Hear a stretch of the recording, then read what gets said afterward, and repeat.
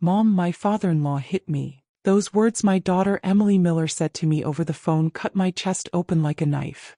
I was at work, reviewing some documents at the textile company, when I saw her name on the screen.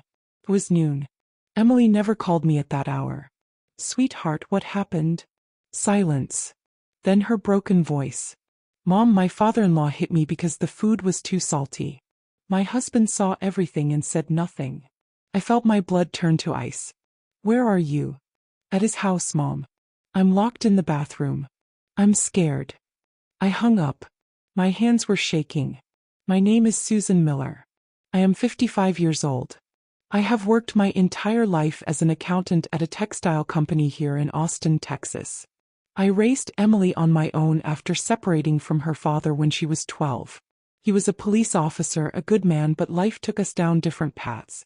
Emily was always calm, obedient, affectionate. When she met Ryan Bennett 3 years ago, I wanted to believe she had found a good man. He came from a traditional family in the North. His father was harsh, cold, the kind of man who never smiles.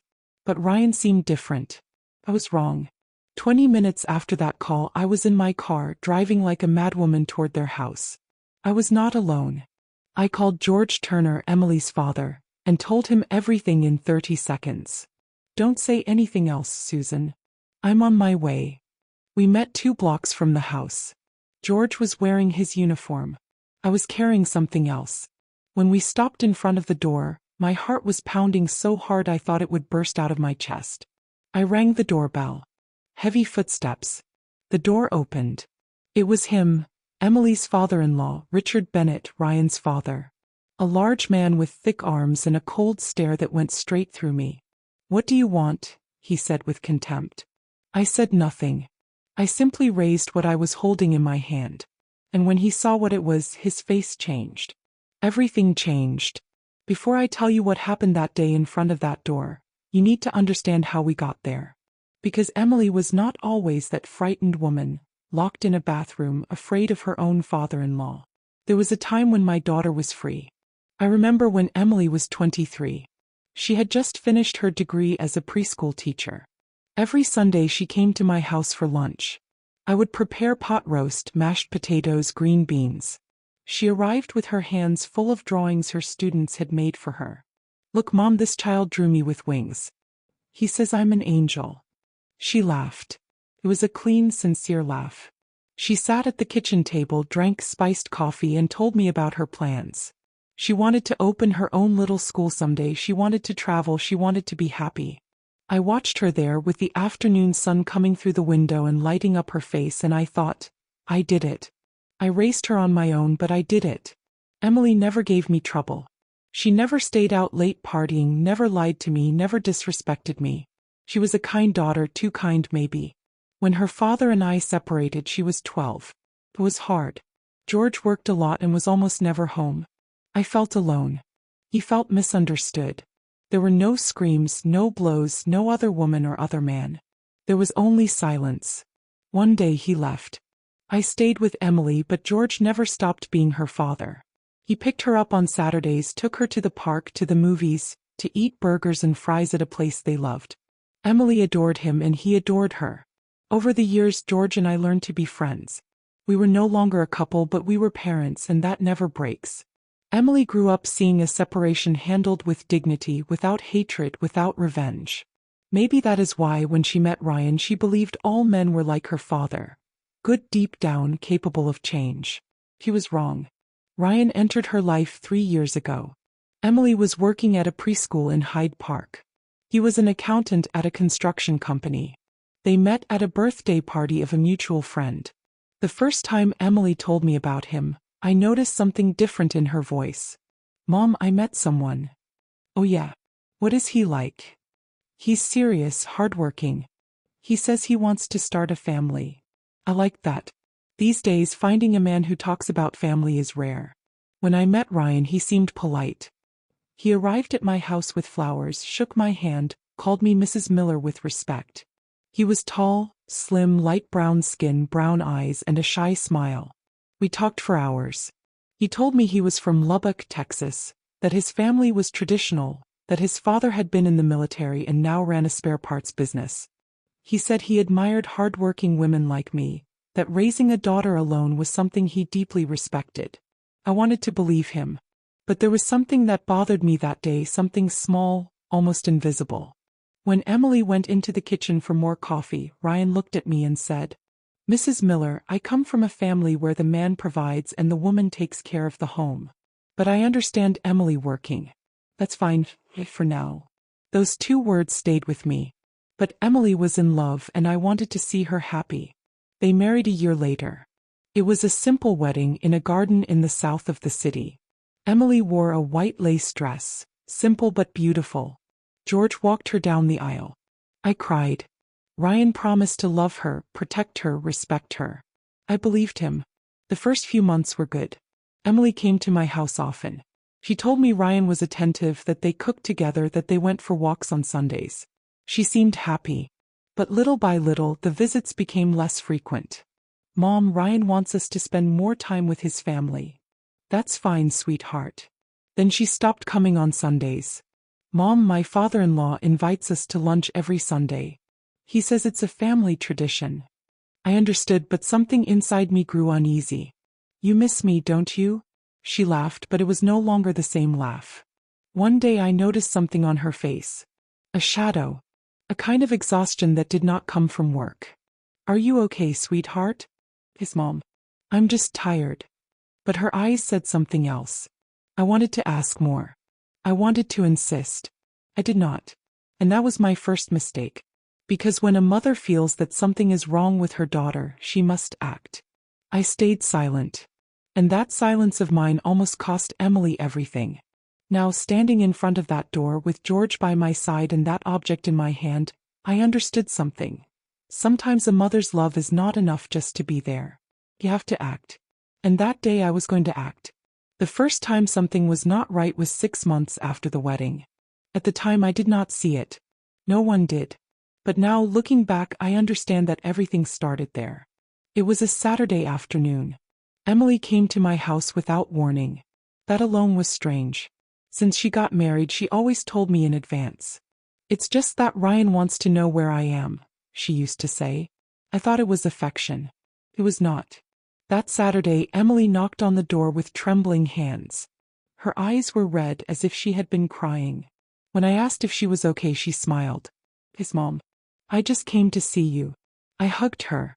She smelled of lavender soap, of a clean house, of that mix of bleach and fabric softener she always used. But she also smelled of fear. Mothers know how to recognize it. We sat in the living room. I served her iced tea. She held the glass with both hands as if she needed to cling to something. "How is Ryan?" "Fine, working a lot." "And your father-in-law?"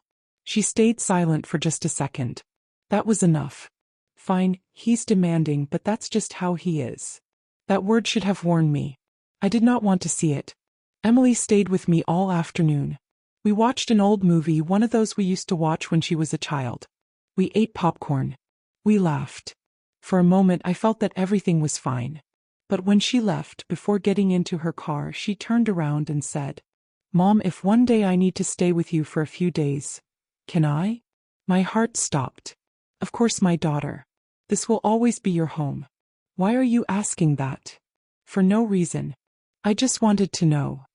She left. I stood in the doorway, watching her walk away with a knot in my stomach that did not go away all night. I should have called George. I should have gone to her house the next day. I should have asked her directly what was going on. I did not do it because Emily had told me that everything was fine and I wanted to believe her. Weeks passed. Emily stopped coming over. She did not even call me on Sundays anymore. I reached out, but there was always an excuse. "Mom, sorry. My father-in-law invited us to lunch." "Mom, I can't. I have to clean the house." "Mom, Ryan wants us to visit his aunt." Always someone else. Always another priority. And I, foolishly, kept telling myself, well, it's normal, she's newly married, she's building her life. But one afternoon while I was at the supermarket, I saw her. There was Emily in the produce aisle choosing tomatoes. She was wearing a long-sleeved sweater even though it was hot. Her hair was tied back in a low ponytail. She looked thinner. "Emily!" I called out, excited.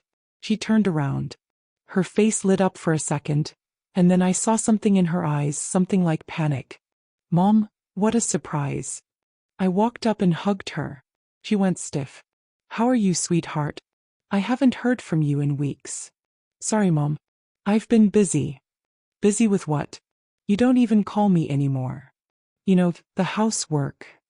I looked at her carefully. She had dark circles under her eyes. Pale skin. And when she moved to grab some onions, her sweater rode up slightly. I saw a bruise on her wrist. Emily, what is that? She pulled her sleeve down immediately. Nothing, Mom. I hit it on the car door.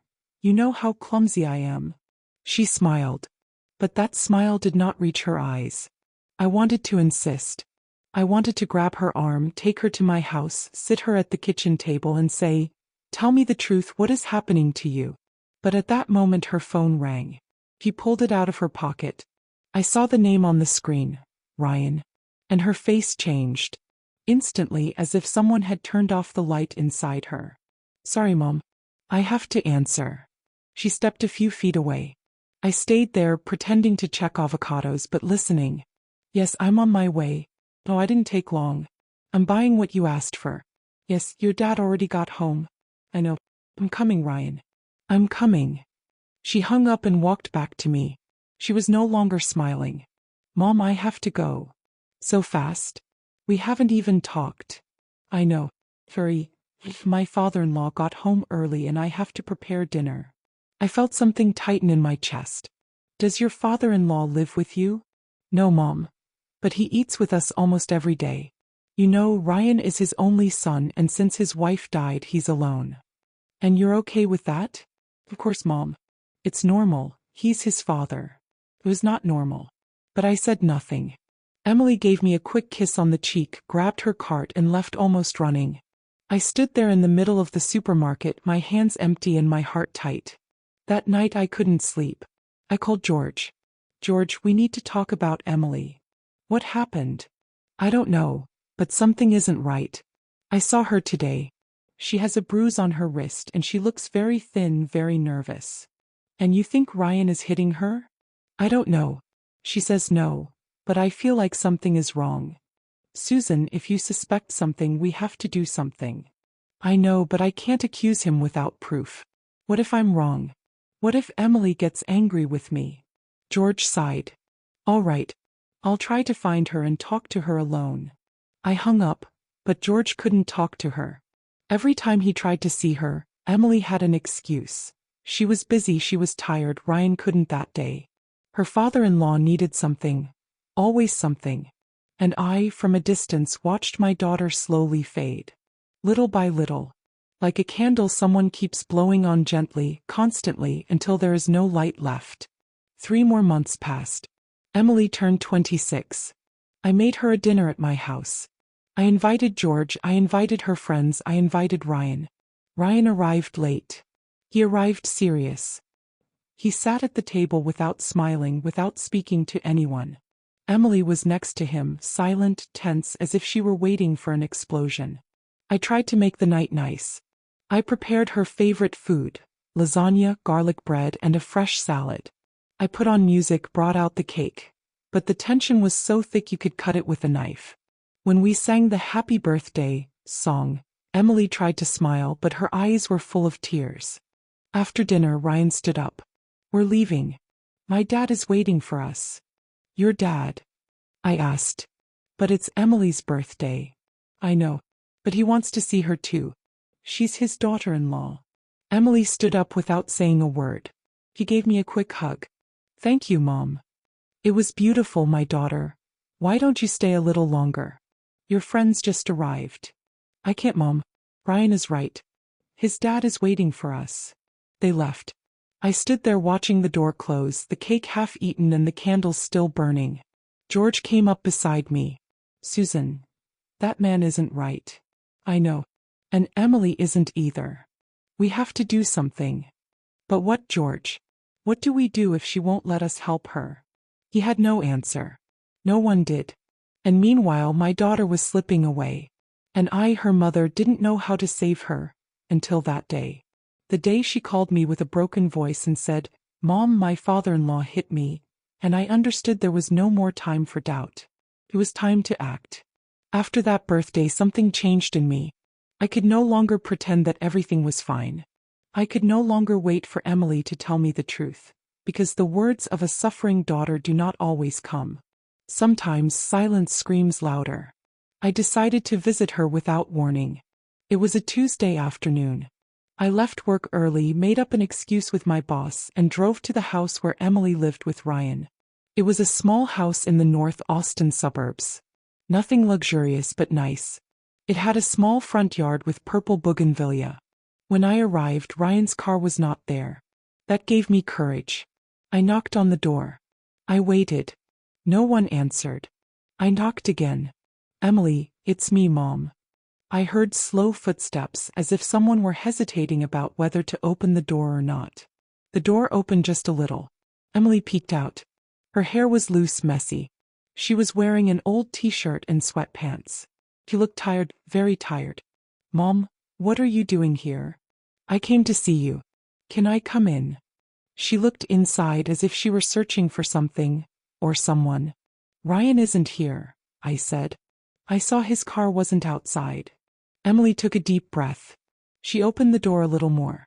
Come in. I stepped inside. The house smelled of bleach, of cleanliness. Too clean.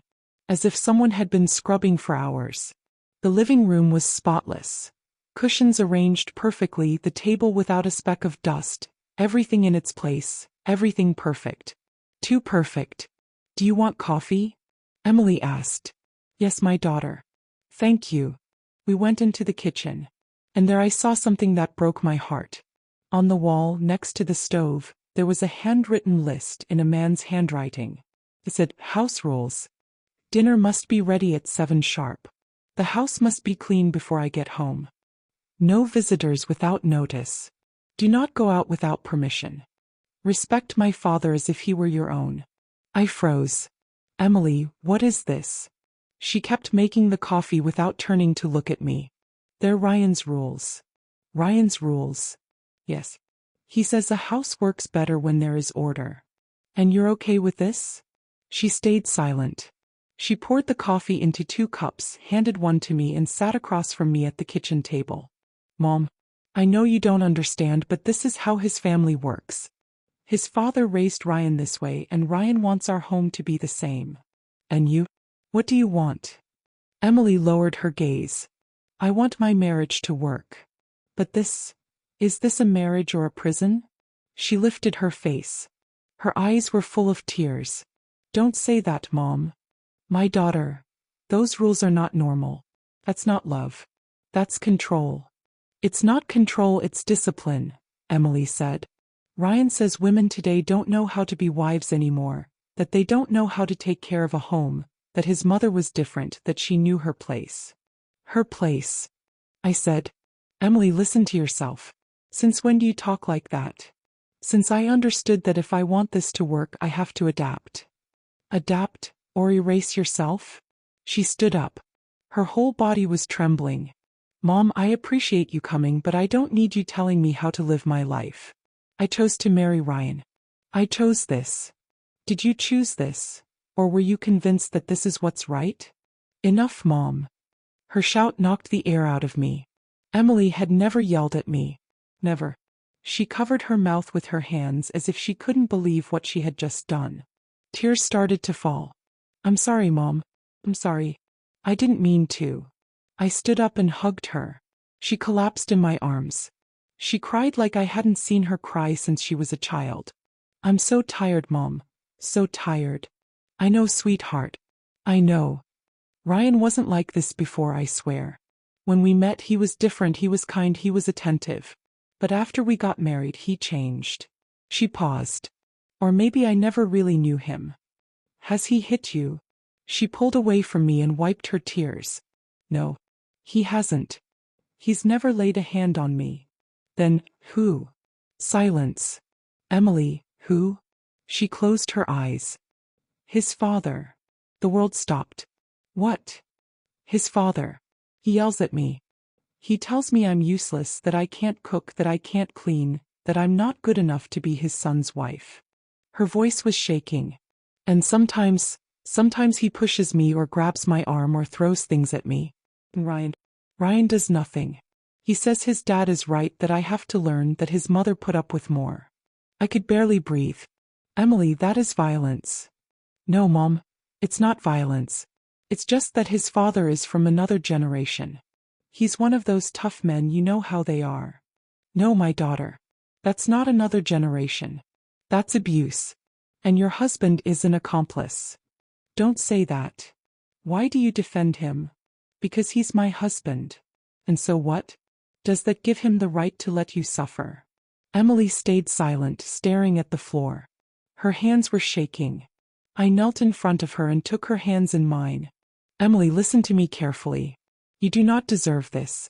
You deserve a man who defends you, who protects you, who truly loves you. And if Ryan can't do that, then he is not the man for you. But Mom, I love him. I know, my daughter. But love is not enough. Love without respect is not love, it's dependence. And dependence destroys you. She looked at me with eyes full of pain. For a moment I thought she would react, that she would say, "You're right, Mom, get me out of here." But she didn't. She wiped her tears, stood up and said, "Mom, I appreciate that you worry about me, but I'm fine really. I'm just going through a difficult phase. All marriages go through this." "No, Emily, not all of them." "His Mom. You and my dad had problems too." "Yes, but your dad never allowed anyone to disrespect you, and I never allowed him to control me." "Well, maybe that's why you separated." Those words hurt me more than I expected. Emily noticed immediately. Her expression changed. "I'm sorry, Mom. I didn't mean that. I'm confused, I'm tired, but I promise you I'm fine." "Do you promise me?" "Yes. I promise." I didn't believe her. But I couldn't force her to leave. I couldn't drag her out of that house because Emily was no longer a child. She was an adult woman, and the decisions were hers, even if they were destroying her from the inside. I said goodbye. I hugged her tightly. I told her that if she ever needed help, she just had to call me at any hour, day or night. She nodded. She said yes, that she would. But I knew she wouldn't. Emily was already trapped. And the worst part was that maybe she did see it, but she had chosen to stay silent, to submit, to endure. Like so many women. Like her grandmother. Like her great-grandmother. Like entire generations who learned that suffering in silence was a virtue. I was not going to let my daughter follow that path. I left that house with my heart shattered, but also with something else. Certainty. If Emily couldn't save herself, then I would do it for her. That same night I called George. "I need you to stay alert. If Emily calls me, if she tells me something happened, I need you to be ready to act." "What do you think is going to happen?" "I don't know, but something will happen. And when it does, I won't hesitate. I'll go get her and I'll take her out of there. And if Ryan resists, then we'll deal with Ryan and his father." There was a silence. "If his father gets involved, George, you're going to have to do your job." "Understood." I hung up and waited. I waited for weeks, for months, my stomach in knots, fear eating away at me from the inside.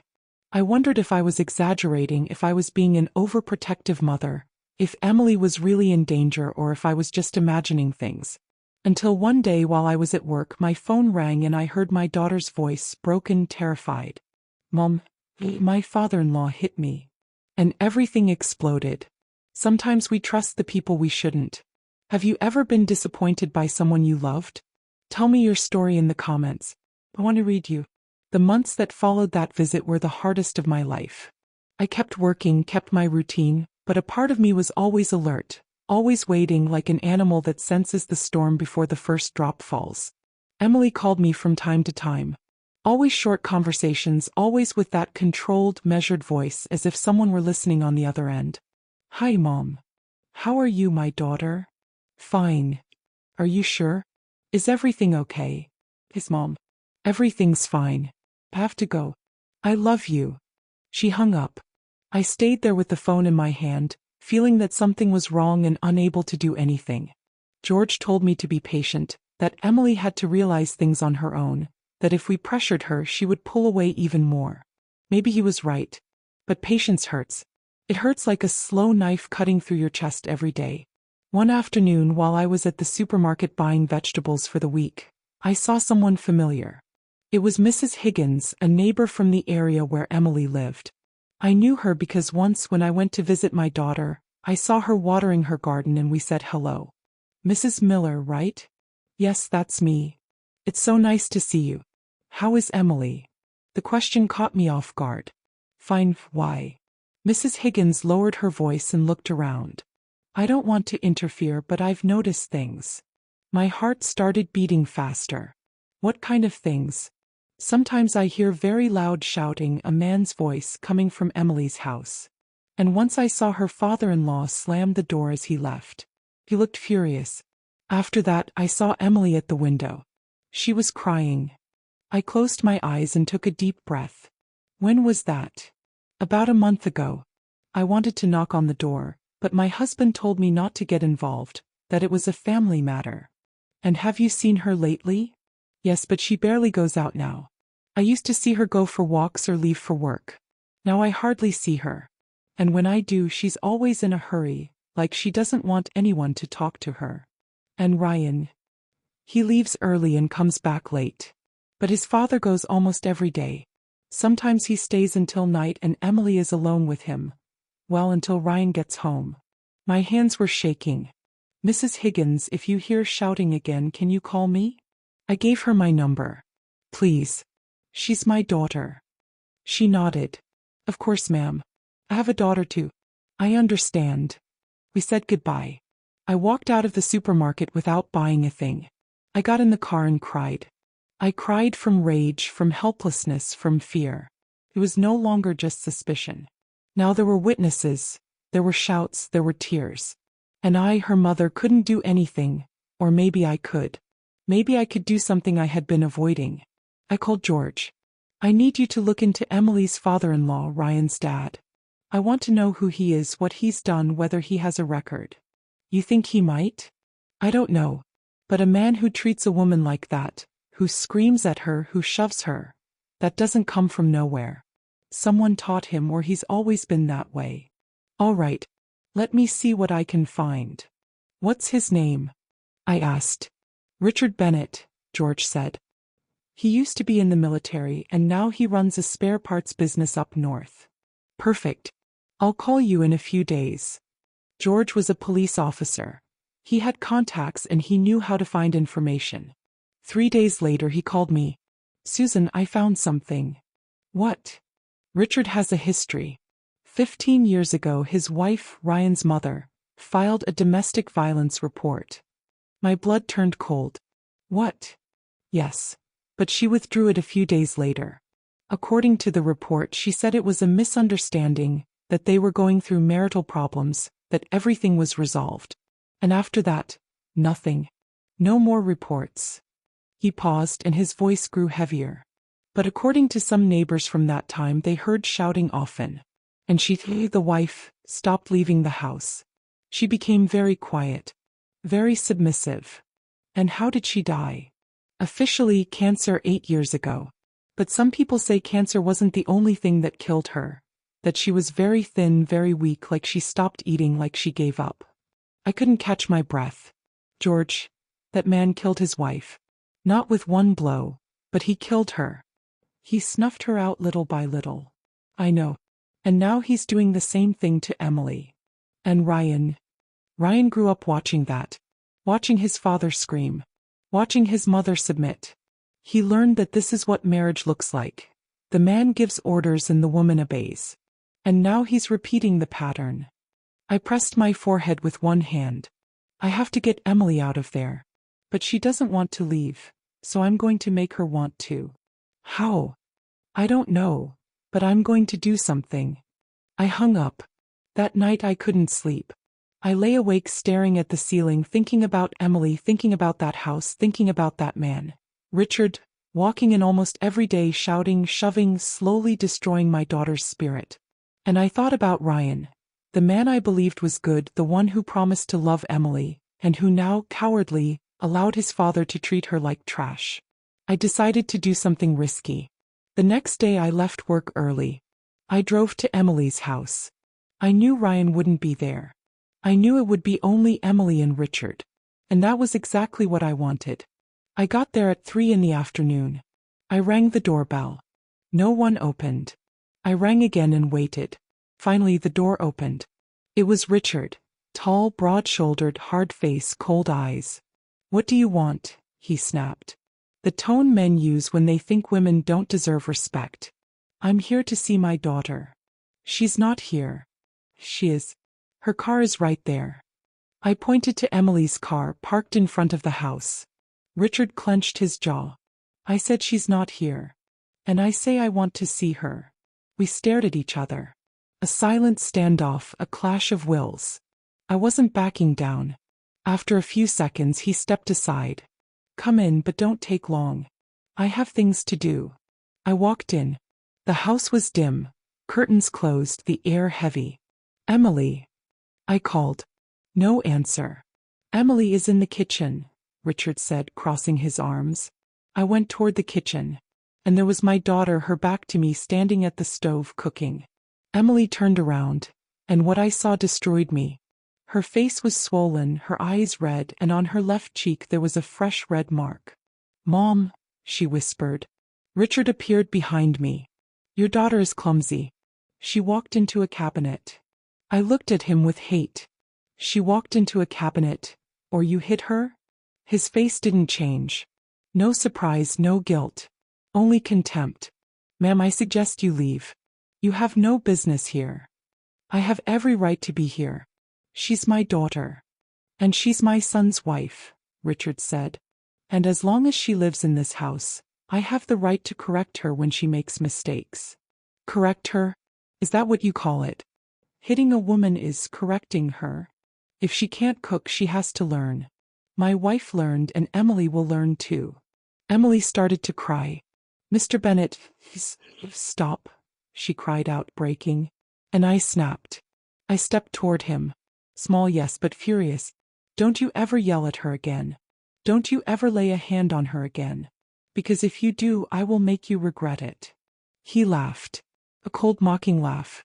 "And what are you going to do, you? A woman on her own? A divorcee?" "I'm divorced, but I'm not alone. And if you touch one hair on my daughter's head again, you're going to find out what hell looks like." "Are you threatening me?" "No. I'm warning you." We stared at each other. This time he was the first to look away. "Leave before I call the police." "Call them. Emily's father is a police officer. I'd love for them to come." That threw him off. Just for a second, but it was enough. "Emily, we're leaving." "You can't take her," Richard said. "She's an adult. She can leave whenever she wants, right, Emily?" Emily looked at me. Fear in her eyes. Pain. Confusion. "Mom, I can't. Ryan is going to be angry." "Let him be angry. You can't stay here." "But he's my husband. And you're my daughter. And I'm not going to let anyone hurt you. Not his father, not him, not anyone." Emily sobbed harder. "Mom, I don't know what to do." "I do. Trust me." Richard took a step toward us. "If you take her, Ryan will come looking for her, and it won't be pretty. Let him come. I'll be waiting." I took Emily's hand. She trembled, but she didn't pull away. "Let's go, sweetheart." We walked out of that house. Richard didn't stop us, but his stare was pure hatred. I got Emily into my car. She was crying uncontrollably. "Mom, what am I going to do? Ryan is going to kill me." "No, Emily. No one is going to kill you. I promise." I drove back to my house. Emily didn't stop crying the entire way. When we got there, I sat her on the couch, made her chamomile tea, and held her close. "Everything is going to be okay, sweetheart. I promise." But deep down I knew this was only beginning. Because men like Richard Bennett don't let their victims go so easily. And men like Ryan Bennett, raised in violence, don't either. That night I called George. "I need you to come over. Emily is with me, and I think Ryan is going to show up. I'm on my way. And we'll wait." As I tell you all this, I wonder where you're listening from. Write the name of your city in the comments. Emily spent the entire night at my house. She didn't say much, she just cried. She hugged herself. She flinched every time she heard a noise outside. I sat next to her on the living room couch and didn't move. I held her. I stroked her hair like when she was little and had nightmares. It's over, my daughter. It's over. But it wasn't over. It was only starting. George arrived at 9 at night. He was still in uniform. When he saw Emily, his face changed. His eyes filled with tears. What did they do to you, sweetheart? Emily stood up and ran to hug him. She cried against his chest like I hadn't seen her cry in years. I'm sorry. I'm sorry for not telling you sooner. You don't have to apologize, Emily. None of this is your fault. George looked at me over Emily's head. His eyes said the same thing mine did. This couldn't go on. The three of us sat in the living room. I made coffee. Emily drank it slowly, her hands shaking. Emily, George said gently, I need you to tell me everything from the beginning. No fear, no shame. Everything. Emily lowered her gaze. I don't know where to start. Start at the beginning. When did all of this start? She took a deep breath. I think it started before we got married, but I didn't realize it. What do you mean? When Ryan and I were dating, he was very attentive, but he was also very jealous. If I went out with my friends, he called me every 30 minutes. If I didn't answer right away, he got angry. He said I didn't love him, that if I truly loved him, I should always be available to him. George and I exchanged a look. I thought it was because he loved me so much, Emily continued, that jealousy was proof of love. But now I understand it wasn't, it was control. And his father? I asked. When did you meet his father? I met him a month after I started dating Ryan. We went to Lubbock. Richard, Ryan's father, welcomed me into his house, but he wasn't kind. He looked me up and down like he was measuring me, and then he said to Ryan right in front of me, She's pretty, but I hope she can cook, because a woman who can't cook is useless as a wife. I froze. And what did Ryan say? I asked. Emily let out a sigh. He laughed. He said, Don't worry, Dad. If she doesn't know, you can teach her. I felt uncomfortable, but I thought it was just how he was, that he was from another generation, that with time he'd accept me. And did he? George asked. No. He never accepted me. Starting on the wedding day, he began criticizing me. He said my dress was too simple, that the food at the reception wasn't good, that I invited too many people from my side and not enough from his. Everything I did was wrong. And did Ryan defend you? Emily shook her head. No. He just said, My dad is right, you have to do better. I felt rage climb up my chest. After the wedding, Emily continued, Richard started coming to our house every day. At first he only came for dinner. Ryan said his dad was alone, that since his mom died he had no one, that it was our duty to take care of him. Take care of him? I said. Or let him control you? I didn't see it that way, Mom. I thought I was being a good daughter-in-law, a good wife, but nothing I did was enough. If I cooked chicken, he said he wanted beef. If I cooked beef, he said it was tough. If the house was clean, he found dust somewhere. If I smiled, he said I was stupid. If I looked serious, he said I was bitter. Tears spilled again. And Ryan always agreed with him. Always.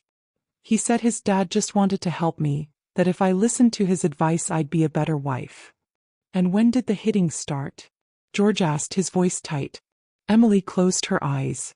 6 months ago. I was cooking. I made vegetable soup. Richard came in, tasted it, and said it was disgusting, that it looked like dirty water.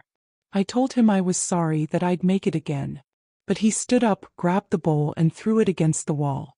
Glass pieces scattered all over the floor. Then he grabbed my arm and yanked me toward him. My heart was pounding so hard it hurt. He said, You're useless. My wife cooked 1,000 times better than you. I don't know what my son ever saw in such a pathetic woman. I started to cry. I told him I was sorry, that I would get better, but he squeezed my arm so hard it left bruises, and then he shoved me.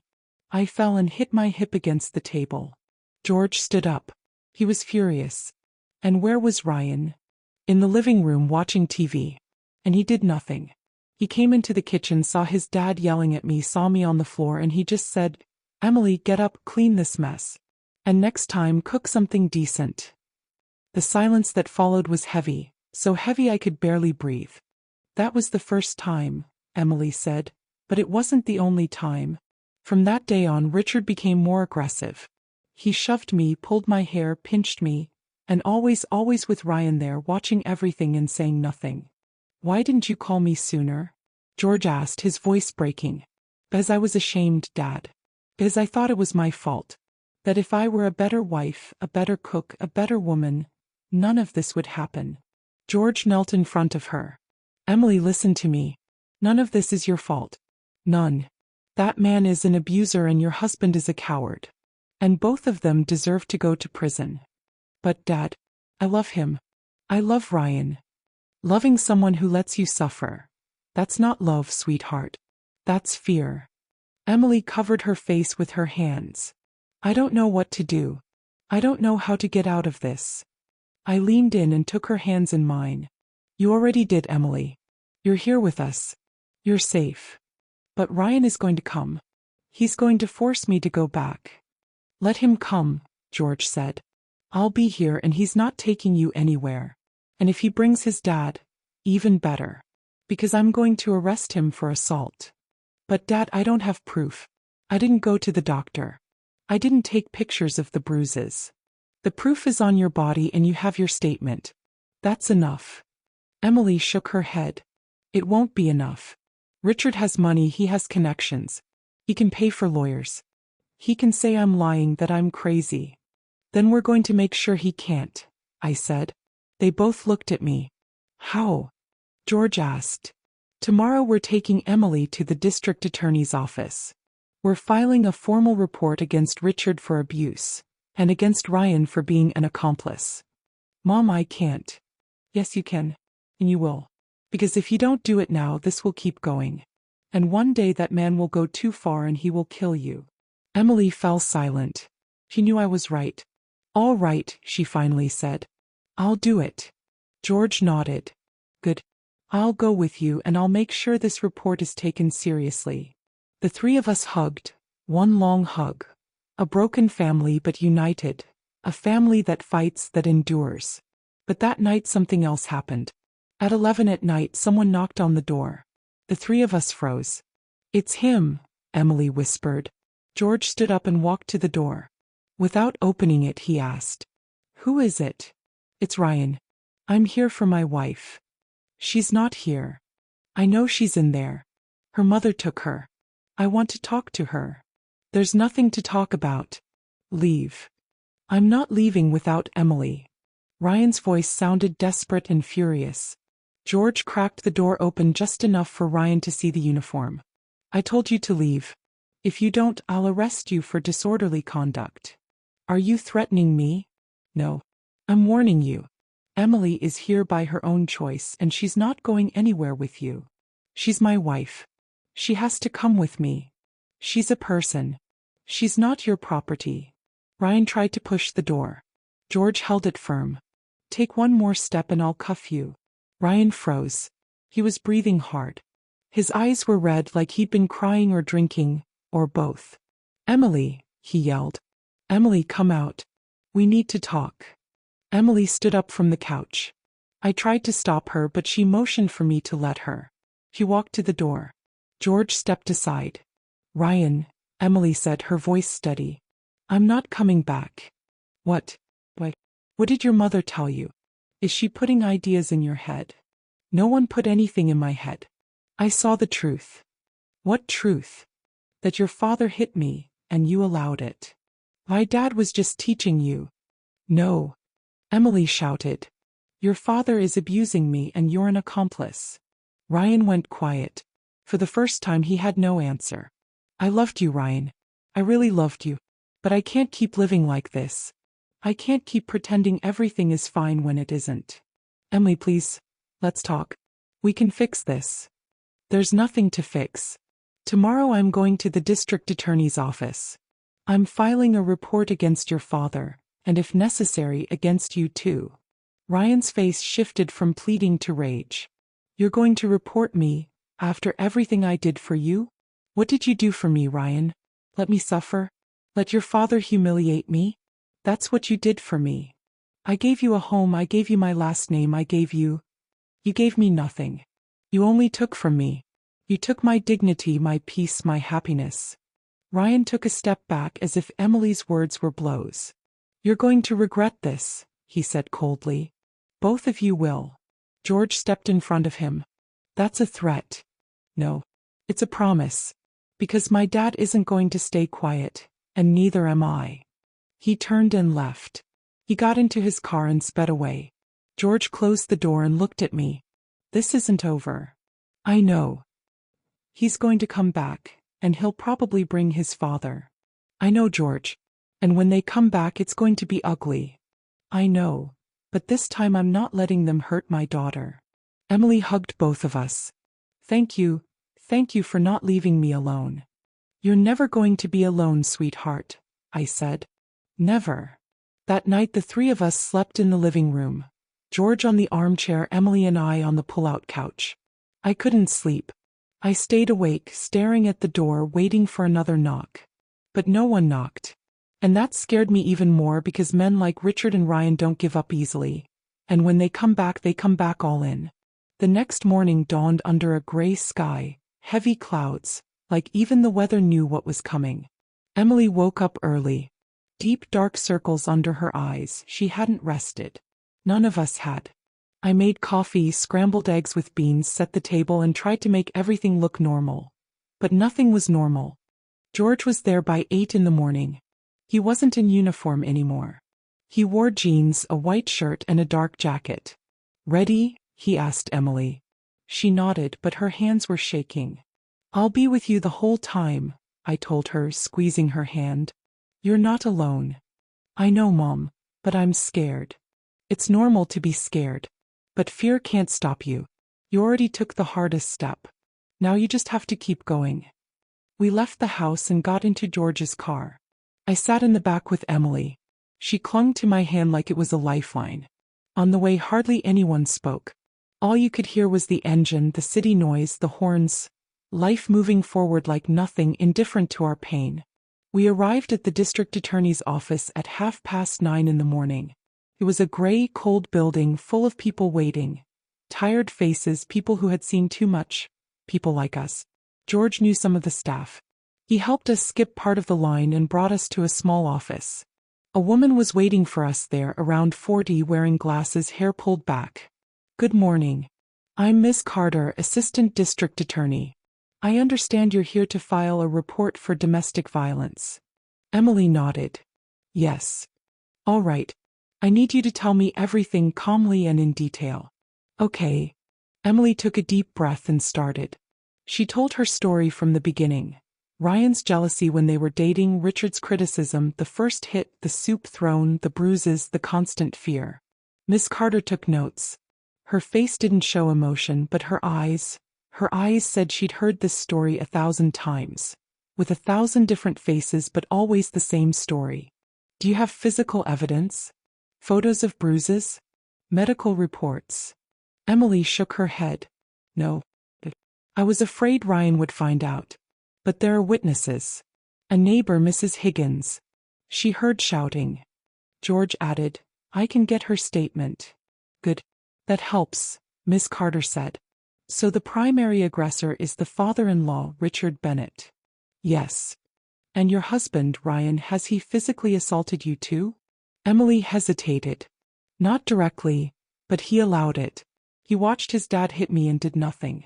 It's like he was hitting me too. Miss Carter nodded. That's complicity and it's also a crime. I'm going to include both of them in the report. What happens now? I asked. We'll issue an order requiring Richard Bennett to appear and give a statement. If there's enough evidence, he'll be detained. Ryan will also have to give a statement, and depending on what comes out, he could face charges for failure to intervene. And Emily will be protected. We're issuing a restraining order. Neither Richard nor Ryan can come near Emily. If they do, they will be arrested immediately. Emily began to cry. And what if they don't respect the order? That's why your father is here, Miss Carter said, looking at George. He can protect you and we can too. But you have to be strong, Emily. This is just the beginning. Emily signed the report. Her hands shook so much she could barely hold the pen. But she did it. She signed. We left the district attorney's office with a copy of the report, the restraining order, and a paper that said Emily was protected. But paper doesn't stop bullets. It doesn't stop fists. It doesn't stop men full of rage. I knew that. We went back to my house. Emily stayed in her room. The room where she grew up, where she was a child, where she had once been happy. I made lunch, tried to keep busy, but my hands were shaking.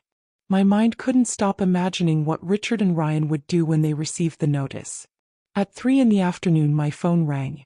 It was an unknown number. Hello. Silence. Hello. I repeated. Then I heard a voice that made my blood run cold. Mrs. Miller, this is Richard Bennett. I closed my eyes and took a deep breath. What do you want? I want you to bring Emily back to me. Emily isn't mine to bring back. She chose to leave and she chose to file a report. That report isn't going anywhere. I have lawyers. I have connections. I can make it disappear. Do it. But Emily isn't going back with you or your son. You don't understand, ma'am. You're destroying a family. You're putting ideas in Emily's head. You're making my son suffer. Your son is suffering? And Emily? What about the suffering you caused her? I was only educating her, teaching her to be a good wife the way my wife was. Your wife died sad and alone. And I don't want that for my daughter. There was a long, tense silence. You're going to regret this, he finally said. I've heard that. And I don't care. I hung up. My hands were shaking. I called George. Richard called me. He threatened me. What did he say? That I'd regret it, that he has lawyers, that he can make the report disappear. He can't. It's already filed, it's in the system. He can hire whoever he wants, but it won't vanish. But George, that man is dangerous. I know. That's why I'm staying there with you. I'm not letting anything happen to you. Thank you. I hung up. Emily came down from her room. Her eyes were red. Who called? I didn't want to lie to her. Richard. She went pale. What did he say? Nothing important, just empty threats. Mom, he doesn't make empty threats. If he said it, he'll do it. That's why your dad will be here. And that's why we're not leaving the house until this is settled. Emily nodded, but the fear showed. A lot of fear. That night George arrived with a suitcase. He stayed in the guest room and put his service weapon on the nightstand just in case. We ate in silence. Vegetable soup, bread. Nothing fancy, just enough to fill our stomachs. At 10 at night, Emily went to bed. I stayed in the living room with George. Do you think Ryan will come? I asked. I don't know, but if he does, he won't come alone. Do you think he'll bring Richard? It's possible. And what do? We call the police. He can arrest them for violating the restraining order. And if they get here before the police does? George looked at me. Then I stopped them. George, I don't want anything to happen to you. Nothing's going to happen to me.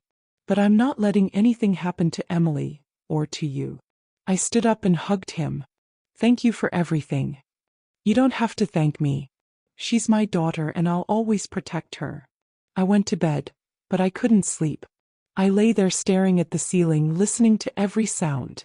Every car passing, every dog barking. And then at 2 in the morning I heard it. An engine stopped in front of my house. I got up, went to the window and looked through the curtain. It was Ryan's car, and he wasn't alone. Richard was with him. My heart started pounding so hard I thought it would burst out of my chest. They got out of the car.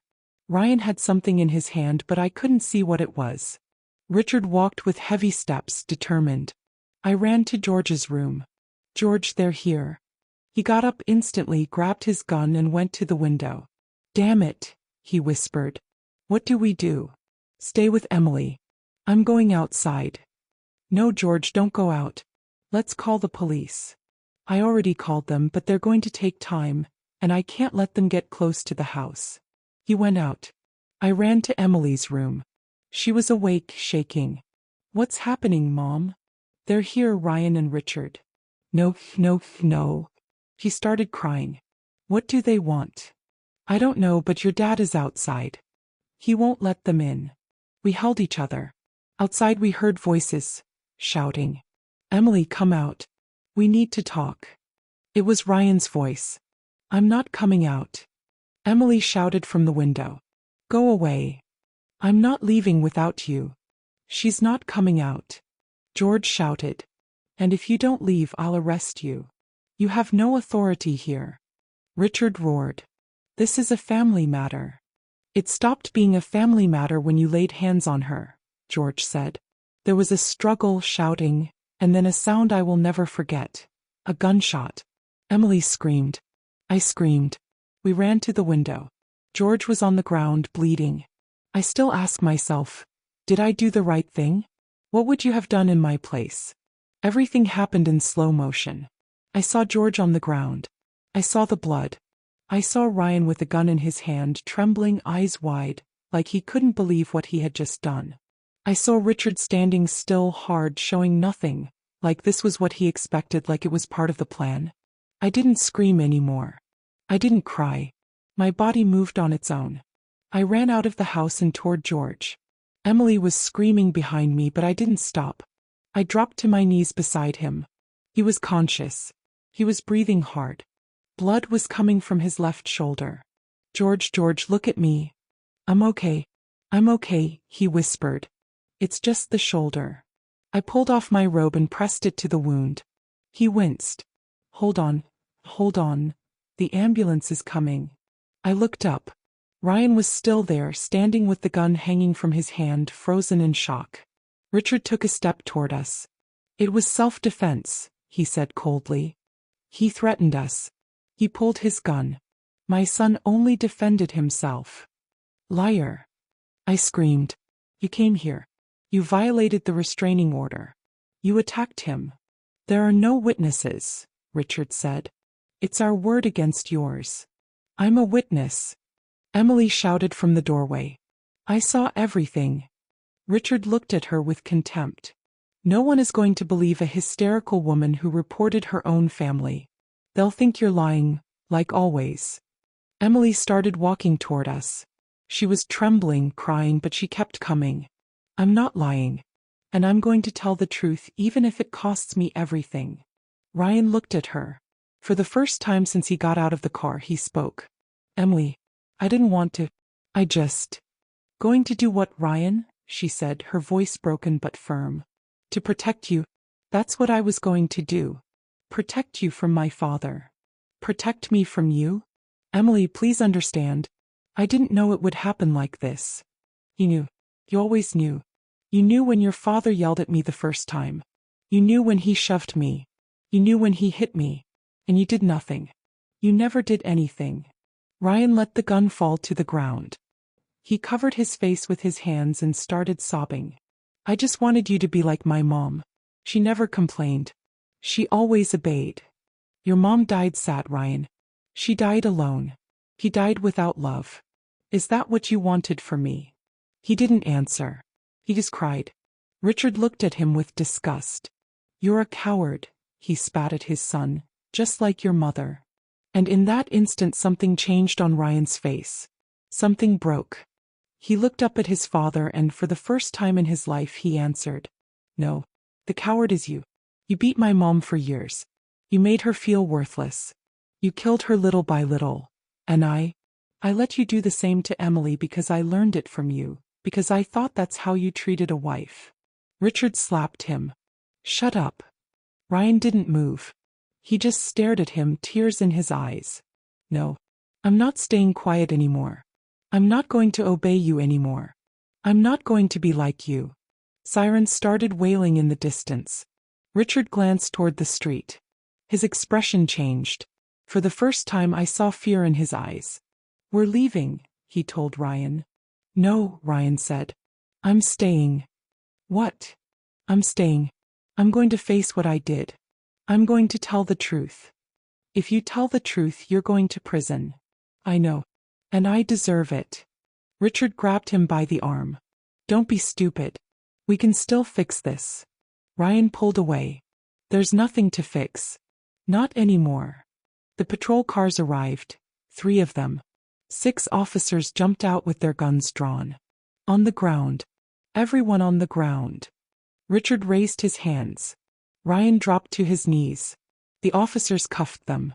The ambulance arrived 2 minutes later. The paramedics checked George. They said the bullet went through his shoulder, he'd lost blood, but he was going to be okay. They loaded him into the ambulance. I tried to go with him, but Emily grabbed my hand. "Mom, stay with me, please." So I stayed. The officers took statements. From me, from Emily, and from the neighbors who came out when they heard the shot.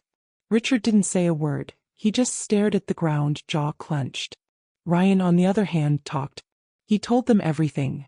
That his father had abused Emily, that he had allowed it, that tonight they came to take her back by force, that George tried to stop them, that his father handed him the gun, and that in a moment of fear and rage he fired. "I didn't want to kill him," he said, crying. "I just wanted him to leave us alone. But my dad said if I didn't shoot he would, and I. He couldn't finish. He broke down." They took Richard and Ryan away in separate squad cars in different directions. Richard would be charged with domestic violence, threats, and violating the restraining order. Ryan would be charged with attempted murder, complicity, and violating the restraining order. Both of them would spend years in prison. Emily and I were left standing in the street, alone. It was 3 in the morning. The neighborhood was awake. Everyone watching, everyone whispering. But I didn't care. I held my daughter.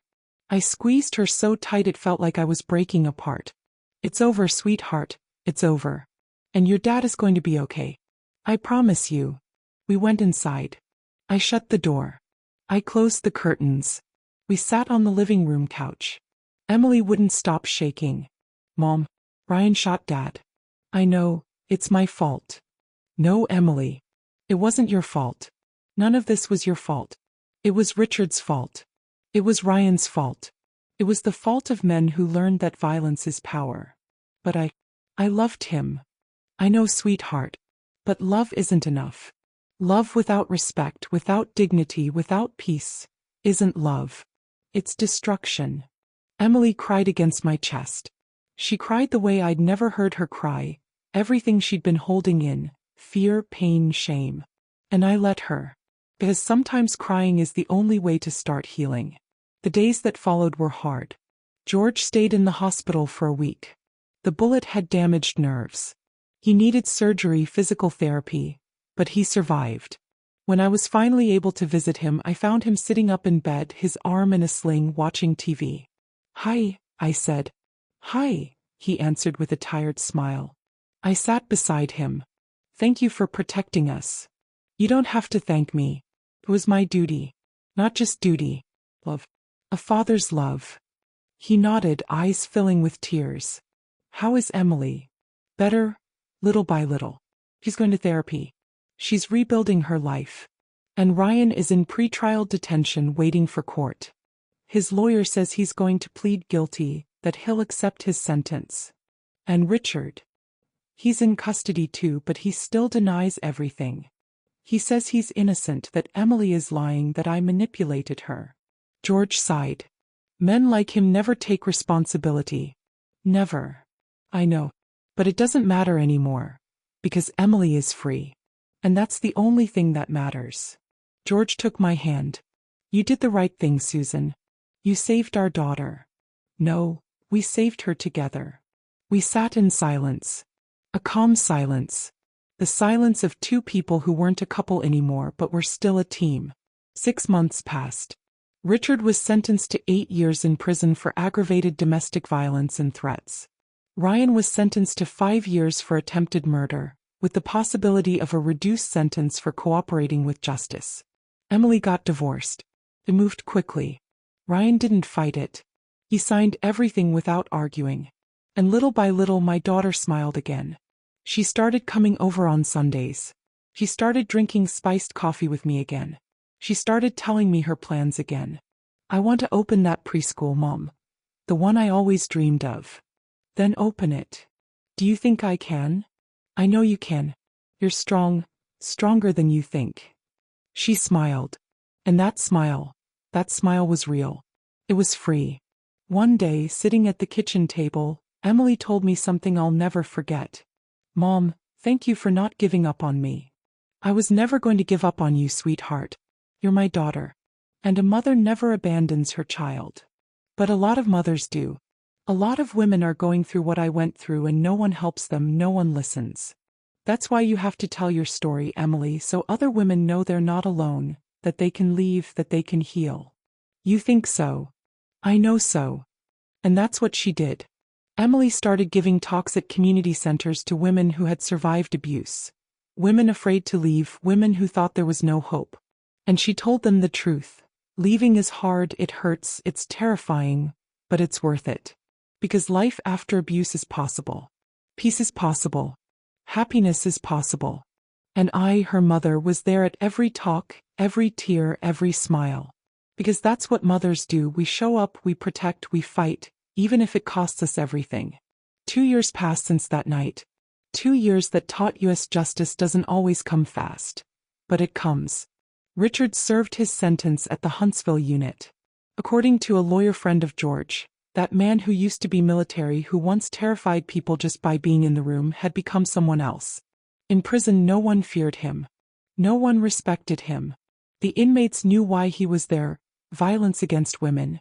And in prison, that's a mark that follows you, isolates you. Richard was no longer the hard man who screamed and hit.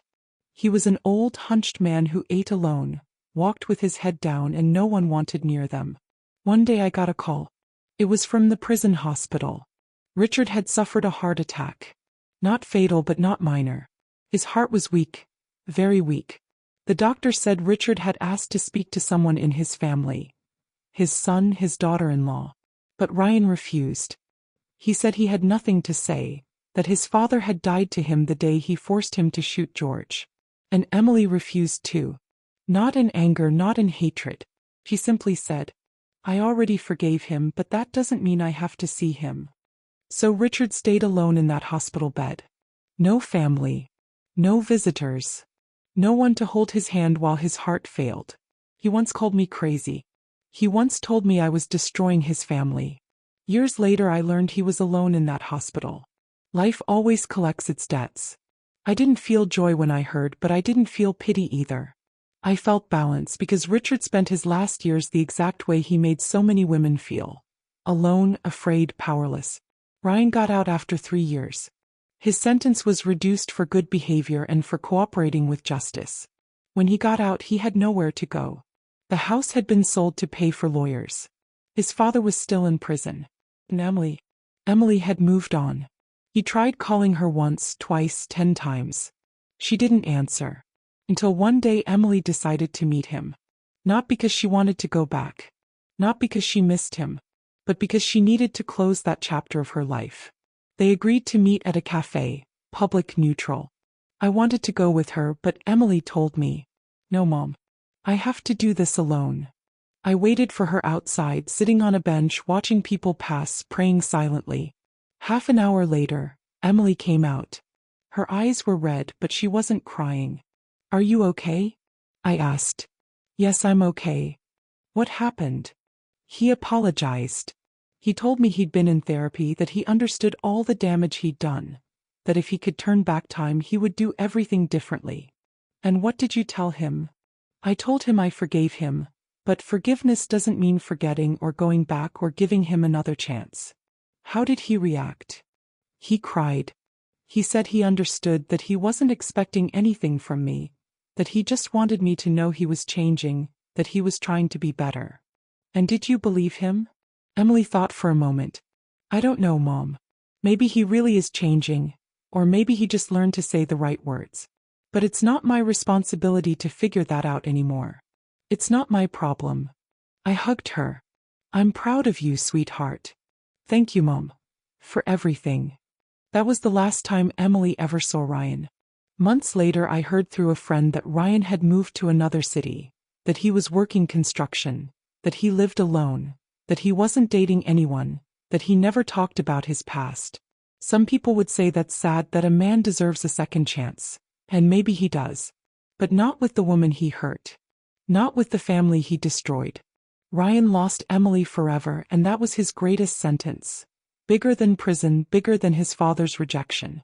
He lost the love of a good woman, and you don't get that back. George recovered fully, well, almost fully. His left arm never regained the same strength. He had to leave field work and was moved into an administrative role. At first he was frustrated. He said he missed the street, the action, feeling useful. But over time he found another way to be useful. He started giving talks at schools to young people about domestic violence, how to recognize warning signs, how to protect the women in their families. And they listened because George didn't speak like a cop. He spoke like a father. Like a man who'd seen pain up close, who'd bled protecting his daughter. One day after one of those talks, a 17-year-old boy came up to him. "Mr. Turner, my dad hits my mom and I don't know what to do." George knelt in front of him and looked him in the eyes. "Yes, you do. You have to protect her. You have to tell her she isn't alone. And you have to get help." "But how? My dad is strong. I can't." "You don't have to fight him. You just have to break the silence. Tell a teacher, an uncle, the police. Silence is what kills. A voice is what saves." The boy cried and George hugged him. That night George told me what happened. And as he spoke, I saw tears in his eyes. "Susan, if I'd talked to Emily earlier, if I'd asked more, if I'd pushed harder." "Don't blame yourself, George. You did everything you could. And when Emily needed you, you were there. That's what matters." He nodded. "But there are so many Emilys out there. So many women suffering and nobody does anything. That's why you speak. That's why Emily speaks. So those women know there's a way out." George smiled. "You're right. As for me, my life changed too. After everything that happened, I couldn't keep living like nothing had happened. I couldn't keep going to work, checking numbers, acting like I hadn't seen what I'd seen. I quit my job at the textile company. After 30 years, my coworkers didn't understand. My boss didn't either. But I did. I understood life is short, time is precious. And there are things more important than a paycheck. I used my savings to open something I'd always dreamed of. A shelter for women who were victims of violence. It wasn't big. Just a small house on the outskirts of the city with 3 bedrooms, a kitchen, and a living room. But it was safe. A place where women like Emily could show up with no money, no documents, no questions. Just their pain and their hope. Emily helped me. George did too. We found donations, volunteers, lawyers who worked pro bono, psychologists who offered free therapy. And little by little, that small place filled with life. Women who arrived shattered and left whole. Children who arrived terrified and left playing. Stories that arrived in silence and came out loud. One day, a woman in her 40s came to the shelter. She had 2 small kids with her. One eye was bruised, her lips split. "Can I stay?" she asked, her voice shaking. "Of course. This is your home now." She cried and hugged her children. Thank you for not shutting the door on me. We never shut the door here. Never." That night, while I cooked dinner for all the women in the shelter, I thought about Richard, about Ryan, about all the men who used their strength to destroy. And I thought about justice. Not the justice of courts, not the justice of paperwork, but karma, life's justice. Richard ended up alone. Ryan ended up empty. And we ended up together, strong, standing, rebuilt. That's the greatest justice. The kind no one can take from you. Today, as I write these words, 5 years have passed since that night. 5 years since the shot, the screams, the fear.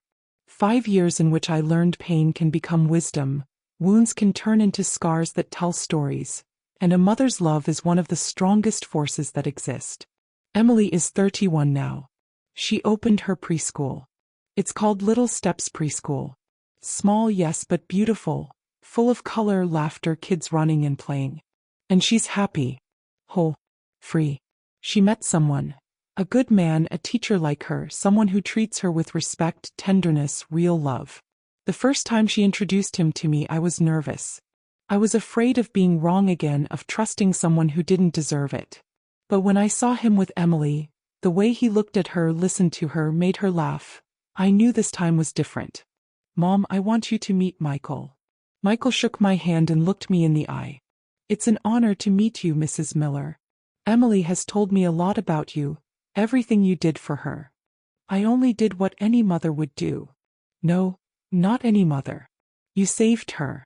And I'll always respect you, and I'll always take care of Emily the way you took care of her." My eyes filled with tears. I only ask one thing, Michael. Love her. Don't control her. Love her for real. I promise. And he kept that promise. Last year, Emily and Michael got married. It was a small, intimate wedding in a garden full of white flowers. George walked her down the aisle.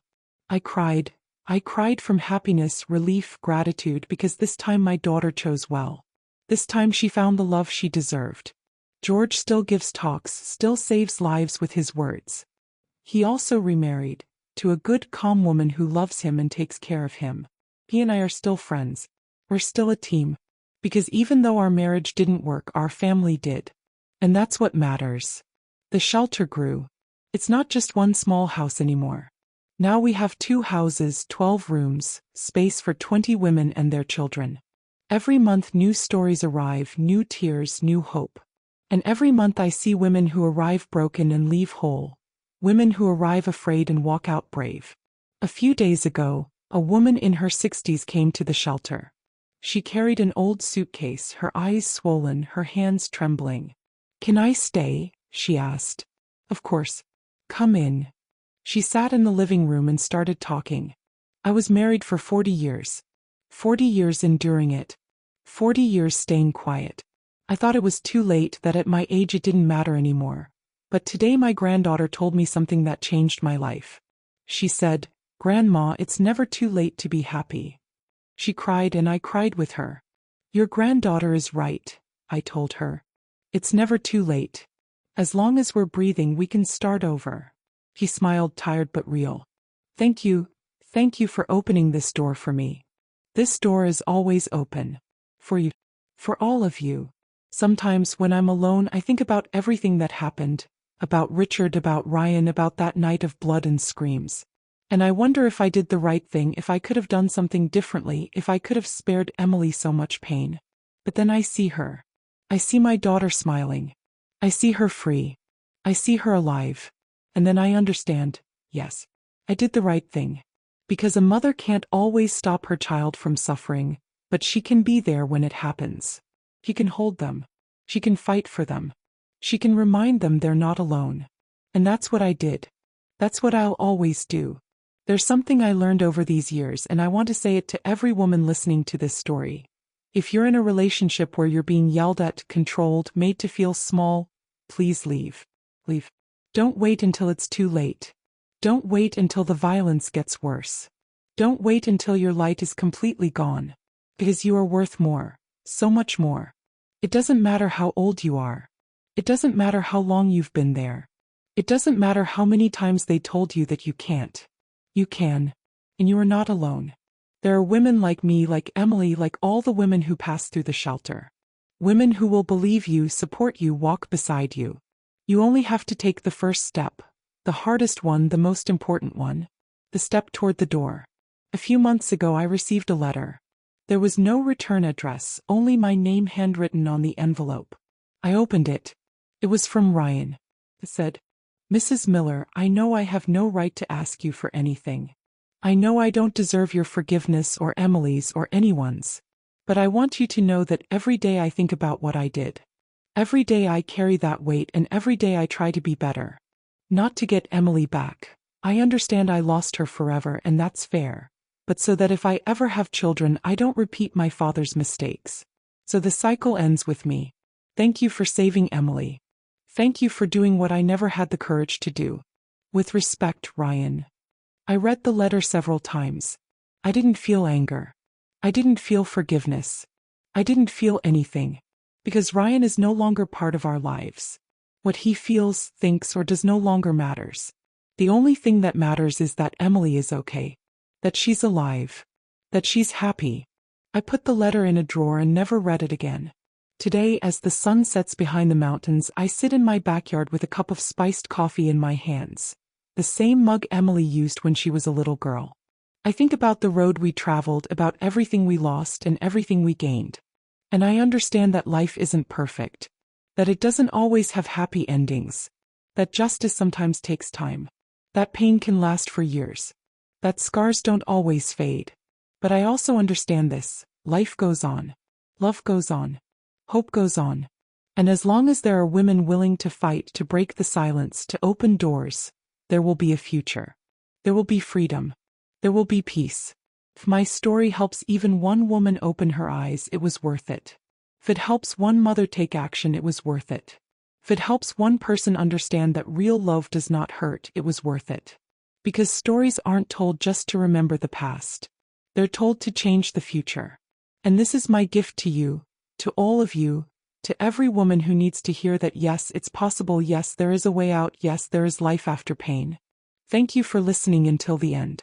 Thank you for being here. Thank you for believing me.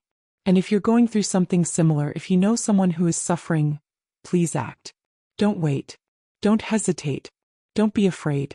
Because silence kills. But a voice saves. And together we can save many more. If this story touched your heart, subscribe and turn on notifications to hear more stories of women who transformed pain into wisdom. One woman, one life lesson. Every day. Share this story with someone you love. Sometimes one story can change everything in a single day. God bless you, and until next time.